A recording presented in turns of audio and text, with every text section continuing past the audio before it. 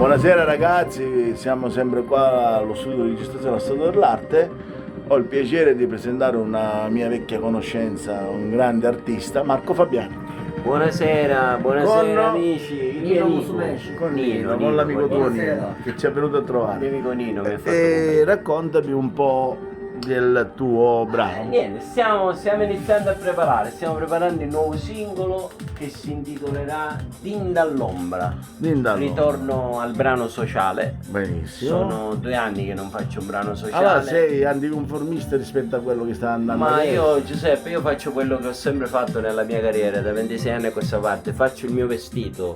Certo. Se io mi metto un vestito che non è mio, poi rischio di stare...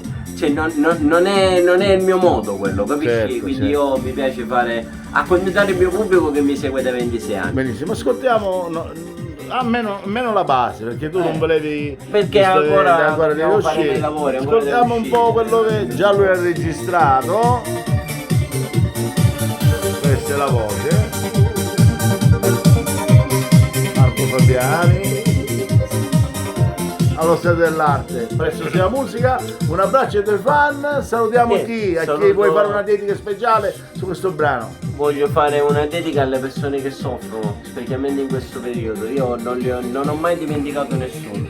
Qualcuno per questi brani un po' mi ha sempre rimproverato. Io li farò sempre, primo perché piacciono al mio pubblico e secondo me perché si devono nominare tutte. Non si deve mai dimenticare chi sta soffrendo. Benissimo. Un bacione a tutti. Allo Stato dell'Arte, ciao ragazzi! Ciao.